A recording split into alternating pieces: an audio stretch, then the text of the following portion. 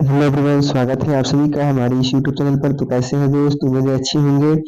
तो जितने लोग क्लास 10th यानी मैट्रिक का एग्जाम दे रहे हैं उनके लिए हम सोशल साइंस का ऑब्जेक्टिव क्वेश्चन लेकर आ गए हैं, जो कि 19 फरवरी को मोस्ट रिव्यू हो सकता है। तो चलिए बाबू क्वेश्चन की ओर चलते हैं।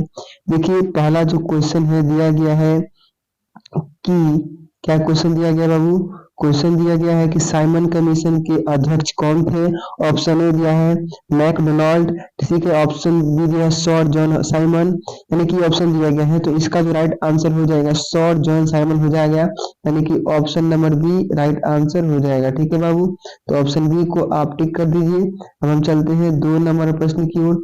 देखिए, 2 नंबर प्रश्न क्या दिया गया है? गुरु गोविंद सिंह का जन्म किस नगर में हुआ था? तो आप सभी को मालूम होगा कि गुरु गोविंद सिंह का जन्म जो है वो पटना में हुआ था, यानी कि ऑप्शन ए राइट आंसर हो जाएगा।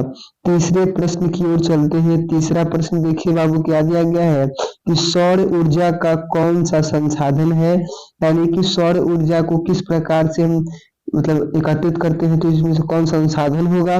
ऑप्शन ए मानवकृत, ऑप्शन बी पूर्ण पूर्ति योग, ऑप्शन सी अजैव, ऑप्शन डी अचक्रीय। तो इसका जो राइट आंसर होगा पूर्ण पूर्ति युग होगा, यानी कि ऑप्शन नंबर बी इसका राइट आंसर हो जाएगा बाबू। ठीक है, अब चलते हैं बाबू 4 नंबर प्रश्न की ओर। देखिए, चौथा प्रश्न क्या दिया है कि भारत में न्यूनतम मजदूरी कानून कब पारित हुआ था?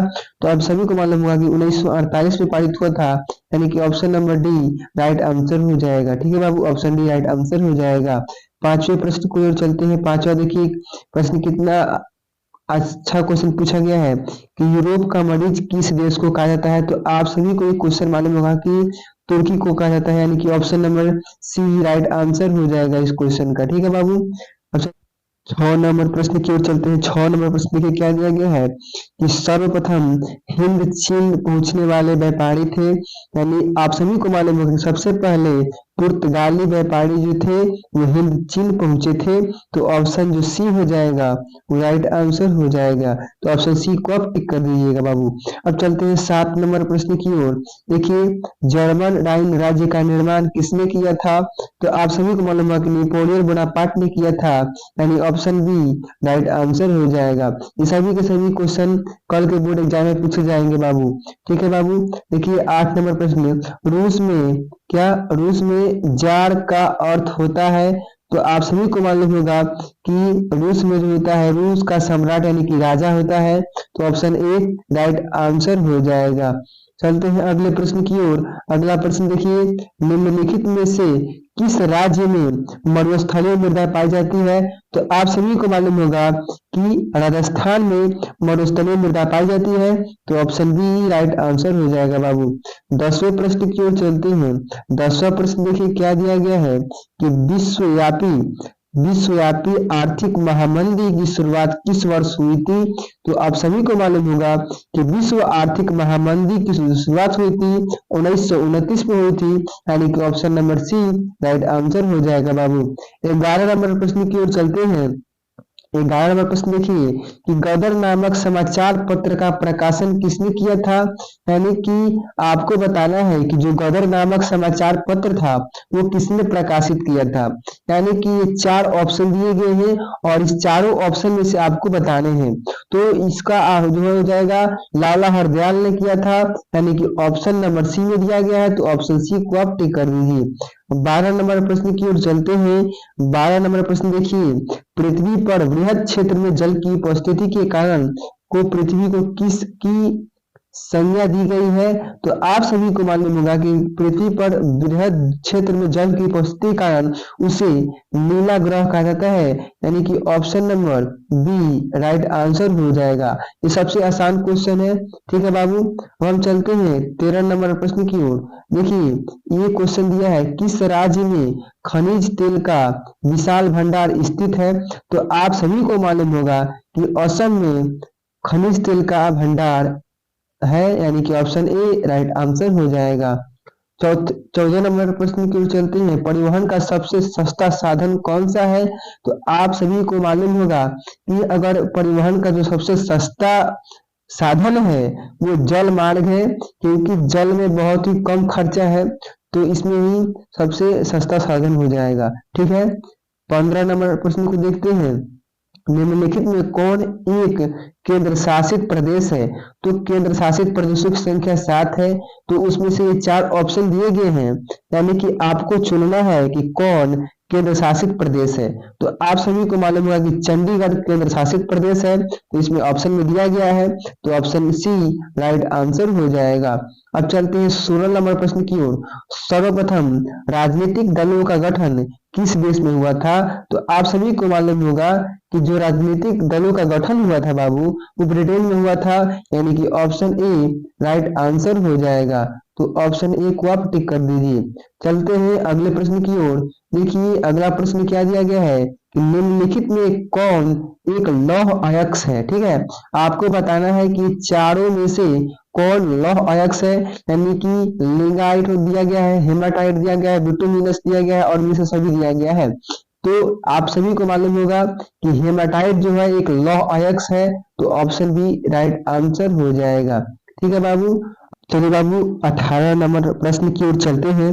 देखिए 18 नंबर प्रश्न यह है कि रणथंभौर टाइगर रिजर्व किस राज्य में है, यानी ये किस राज्य में स्थित है, आपको बताना है।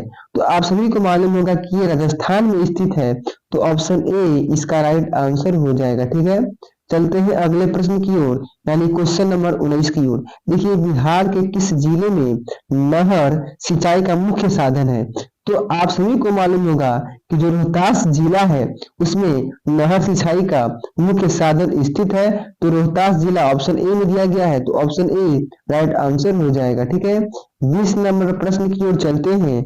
देखिए भारत में पंचायती राज संस्थाओं में महिलाएं के लिए कितनी सीटें आरक्षित हैं? ठीक है, आपको बताना है कि भारत में पंचायती राज संस्थाओं में महिलाएं के लिए कितनी सीटें आरक्षित हैं। तो आप सभी को मालूम होगा कि ये जो है 33%, यानी कि option number C right answer हो जाएगा। चलते हैं 21 नंबर प्रश्न की ओर। ठीक है बाबू, 21 नंबर प्रश्न देखिए क्या दिया गया है। 21 नंबर दिया है निम्नलिखित में कौन भारतीय किसान यूनियन के नेता थे? तो आप सभी को मालूम होगा कि जो बाबू क्या भारतीय किसान यूनियन के नेता कौन थे बाबू? आप सभी को मालूम होगा कि महेंद्र सिंह टिकैत जो थे वो भारतीय किसान यूनियन के नेता थे, यानी कि ऑप्शन सी राइट आंसर हो जाएगा। चलते हैं अगले प्रश्न की ओर। देखिए 15वीं लोकसभा चुनाव से पूर्व लोकतंत्र में महिलाओं की भागीदारी कितनी थी? तो आप सभी को मालूम होगा कि 15वीं लोकसभा चुनाव से पूर्व जो लोकतंत्र में महिलाओं की भागीदारी बाबू कितना था, यानी कि 10% था, तो ऑप्शन ए राइट आंसर हो जाएगा। चलते हैं अगले प्रश्न की ओर। कह रहा है कि बाबू इनमें से कौन एक पिछड़ा राज्य है, यानी कि बिहार, तो ऑप्शन सी को आप टिक कर दीजिए, क्योंकि बिहार जो है एक अति पिछड़ा राज्य है। ठीक है, अब चलते हैं अगले प्रश्न की ओर। 24 नंबर प्रश्न देखिए, किस क्षेत्र को द्वितीयक क्षेत्र कहा जाता है? तो द्वितीयक क्षेत्र के अंतर्गत क्या आएगा बाबू? उद्योग आएगा, यानी कि option number C right answer आ जाएगा। ठीक है, 25 नंबर प्रश्न को देखते हैं। वाणिज्य बैंक का राष्ट्रीयकरण कब हुआ था? तो वाणिज्य बैंक का जब राष्ट्रीयकरण 1969, यानी कि ऑप्शन नंबर बी में हुआ था, तो ऑप्शन बी आप राइट आंसर लिख सकते हैं। देखिए अस्तर रंजन विधि के अंतर्गत मानचित्रों में नीले रंग से किस भागे को दिखाया जाता है? तो आप सभी को मालूम होगा कि जो अस्तर रंजन की विधि के अंतर्गत मानचित्र में नीले रंग को दिखाया जाता है, उससे बाबू क्या जल को दर्शाया जाता है, तो ऑप्शन डी राइट आंसर हो जाएगा। ठीक है, अब चलते हैं बाबू 27 नंबर प्रश्न की ओर। 27 नंबर प्रश्न देखिए दिया गया है कि समवर्ती सूची के विषयों पर कानून बनाने वाले का अधिकार होता है, यानी उसमें केंद्र का अधिकार होता है, तो ऑप्शन बाबू सी राइट आंसर हो जाएगा। अब चलते हैं 28 नंबर प्रश्न की ओर। 28 नंबर प्रश्न देखिए, निम्नलिखित में से किस नदी को बिहार का शोक कहा जाता है? तो आप सभी को मालूम होगा कि कोसी नदी को बिहार का शोक कहा जाता है, यानी कि option number B C right answer हो जाएगा। ठीक है बाबू, 29 नंबर प्रश्न को देखते हैं। 29 नंबर प्रश्न देखिए, बाढ़ समय किस स्थान पर जाना चाहिए? तो आप सभी को मालूम होगा कि जब बाढ़ आता है तो ऊंची भूमि वाले स्थान पर सभी लोगों को जाना चाहिए ताकि वहां पानी ना जा सके। ठीक है, तो ऑप्शन ए इसका राइट आंसर हो जाएगा। ठीक है, ये कॉमन सी बात है, इसका आपको क्वेश्चन आसानी पूर्वक बना सकते हैं। अब देखिए, नर्मदा घाटी परियोजना संबंधित है, तो जो नर्मदा घाटी परियोजना है बाबू, वो किससे संबंधित है? यानी कि वो जंगल से भी संबंधित है, जमीन से भी है, जल से है, यानी कि इनमें से सभी से संबंधित है, तो ऑप्शन डी राइट आंसर हो जाएगा। 31 नंबर प्रश्न को देखते हैं। किस भारतीय समाचार पत्र ने वर्नाक्यूलर एक्ट से बचने के लिए रातों रात अपनी भाषा बदल ली? यानी आप सभी को मालूम होगा कि क्या जो अमृत बाजार पत्रिका है वो वर्नाक्यूलर एक्ट से बचने के लिए अपनी भाषा को रातों रात बदल लिया, तो ऑप्शन नंबर बी यानी कि अमृत बाजार पत्रिका राइट आंसर हो जाएगा। अब चलते हैं 32 नंबर प्रश्न की ओर कि प्राणियों के शरीर में कितना प्रतिशत जल की मात्रा निहित होती है? तो आप सभी को मालूम होगा कि 65% जो जल उपस्थित होता है प्राणियों के शरीर में, तो ऑप्शन सी राइट आंसर हो जाएगा। 33 नंबर प्रश्न को देखते हैं। विश्व में सर्वप्रथम मुद्रण की शुरुआत किस देश में हुई थी? तो बाबू चीन में सबसे पहले मुद्रण की शुरुआत हुई थी, तो ऑप्शन सी राइट आंसर हो जाएगा, यानी कि चीन। 34 नंबर प्रश्न को देखते हैं। 34 नंबर प्रश्न देखिए कि क्षेत्रवाद की भावना का कुपरिणाम है। तो आप सभी को मालूम होगा कि जब क्षेत्रवाद की भावना होती है तो उसका जो कुपरिणाम होता है उसमें अलगाववाद होता है, अलगाववाद। ठीक है, तो उसमें ऑप्शन डी राइट आंसर हो जाएगा। 35 नंबर प्रश्न की ओर चलते हैं। संघ सरकार का उदाहरण है। ठीक है, तो जो संघ सरकार का उदाहरण है तो अमेरिका है, तो ऑप्शन ए राइट आंसर हो जाएगा। 36 नंबर प्रश्न को देखते हैं। सेपानी कृषि भारत के किस राज्य में प्रचलित है? ठीक है, जो सेपानी कृषि है बाबू वो भारत के उत्तराखंड राज्य में प्रचलित है, तो ऑप्शन जो डी राइट आंसर हो जाएगा। ठीक है, ऑप्शन डी राइट आंसर हो जाएगा। अब देखिए, अंतर्राष्ट्रीय महिला दिवस कब मनाया जाता है? तो आप सभी को मालूम होगा कि अंतर्राष्ट्रीय महिला दिवस 8 मार्च को मनाया जाता है, तो ऑप्शन बी राइट आंसर हो जाएगा। ठीक है बाबू, अब चलते हैं 38 नंबर प्रश्न की ओर।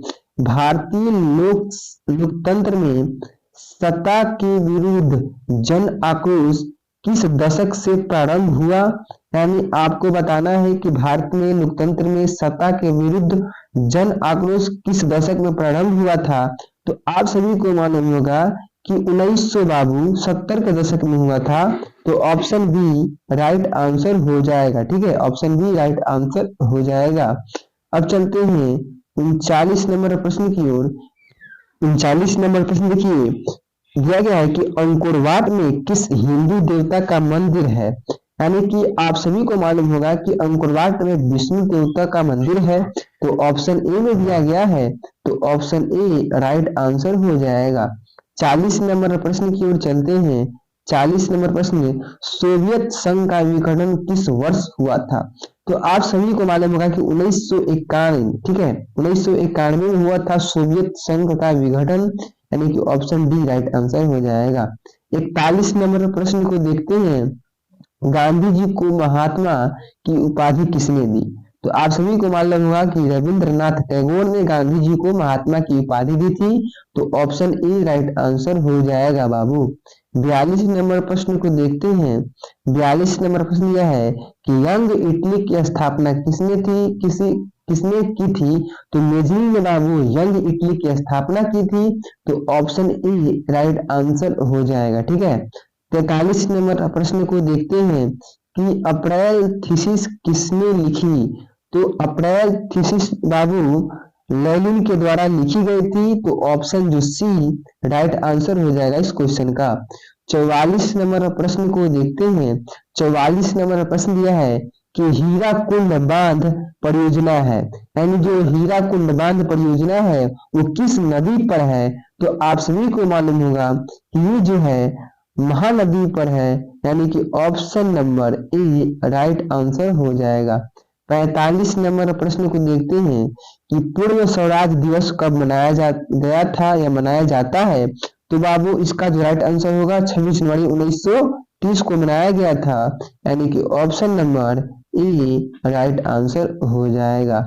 अब देखिए, पर्यावरण संरक्षण हेतु पहला विश्व शिखर सम्मेलन कहाँ हुआ था। तो स्टॉकहोम में हुआ था, यानी ऑप्शन नंबर ए इसका भी राइट आंसर हो जाएगा। ठीक है, अब चलते हैं 47 नंबर प्रश्न की ओर। देखिए 47 नंबर प्रश्न यह है कि जामनगर तेल शोधक कारखाना किस राज्य में स्थित है। तो आप सभी को मालूम होगा कि जो जामनगर तेल शोधक कारखाना है वो गुजरात राज्य में है, यानी कि option number A right answer हो जाएगा। 48 नंबर प्रश्न को देखते हैं कि तारापुर परमाणु विद्युत केंद्र है, यानी कि ये जो है महाराष्ट्र में है, यानी option number B right answer हो जाएगा। 49 नंबर प्रश्न को देखते हैं कि 1992 ईस्वी में पृथ्वी सम्मेलन कहाँ हुआ था, यानी रियो डी जेनेरियो में हुआ था, यानी ऑप्शन नंबर डी भी इसका राइट आंसर हो जाएगा। 50 नंबर प्रश्न को देखते हैं कि चावल की खेती मुख्य रूप से होती है तो जलोढ़ मिट्टी में होती है, यानी कि option number B right answer हो जाएगा। ठीक है, 51 नंबर प्रश्न को देखते हैं कि रूसो किस देश का दार्शनिक था। तो आप सभी को मालूम होगा कि जो रूसो था वो फ्रांस का दार्शनिक था, यानी option number A right answer हो जाएगा। ठीक है, आप सभी को क्वेश्चन कंठस्थ याद होना चाहिए, बिना ऑप्शन देखे आप ऐसे याद होना चाहिए कि बिना ऑप्शन देखे आप ऑब्जेक्टिव क्वेश्चन बना लें। ठीक है, अब देखिए 52 नंबर प्रश्न है कि ईस्ट इंडिया कंपनी भारत से अफीम का निर्यात किस देश को करती थी। तो आप सभी को मालूम होगा कि जो ईस्ट इंडिया कंपनी थी वो भारत से अफीम का जो निर्यात है वो चीन से करती थी, यानी option number B right answer हो जाएगा। 53 नंबर प्रश्न को देखते हैं कि निम्नलिखित में कौन नवीकरणीय संसाधन है। ठीक है, यानी कि नवीकरणीय संसाधन है इसमें से क्या, जल। ठीक है, जल नवीकरणीय संसाधन है। ठीक है, अगर केवल कहता अभिकरणीय तो पेट्रोल से चलता, लेकिन नवीकरणीय पूछ रहा है तो जल होगा। 54 नंबर प्रश्न को देखते हैं कि लखनऊ समझौता किस वर्ष हुआ था। तो लखनऊ समझौता 1916 ईस्वी में हुआ था, यानी कि option number A right answer हो जाएगा। 55 नंबर प्रश्न को देखते हैं। 55 नंबर प्रश्न देखिए क्या दिया है कि बिहार का सबसे बड़ा नगर कौन है। तो आप सभी को मालूम होगा कि पटना जो है वो बिहार का सबसे बड़ा नगर है, यानी ऑप्शन नंबर ए हो जाएगा, और बिहार की राजधानी भी पटना है। ठीक है बाबू, अब देखिए 56 नंबर प्रश्न को देखते हैं कि मानव पूंजी निर्माण के प्रमुख कितने घटक हैं, यानी मानव पूंजी निर्माण के बाबू कितने घटक होते हैं।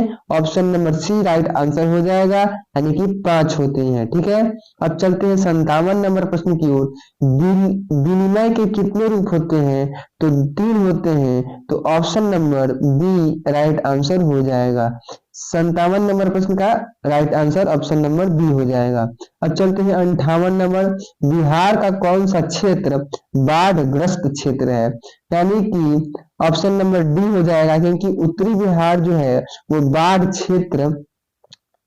ग्रस्त क्षेत्र है। ठीक है, तो ऑप्शन नंबर डी यानी कि उत्तरी बिहार आपका राइट आंसर हो जाएगा। 59 नंबर प्रश्न देखिए, भारत में संविधान सभा का गठन कब हुआ था। तो भारत में 1946 ईस्वी में संविधान सभा का गठन हुआ था, option number A right answer हो जाएगा। 60 नंबर प्रश्न को देखते हैं, इसमें दिया महात्मा गांधी निम्नलिखित में से किस पत्र का संपादन किए थे, यानी गांधी जी थी वो यंग इंडिया पत्र, यानी ठीक है, option number B right answer हो जाएगा। 61 नंबर प्रश्न को देखते हैं। 61 नंबर, जनसंख्या का लगभग कृषि क्षेत्र पर हिस्सा है, यानी जनसंख्या का कितना प्रतिशत जो है वो कृषि क्षेत्र में है। तो आप सभी को मालूम होगा कि 87%, option number D right answer होगा। ठीक है, 87% होगा।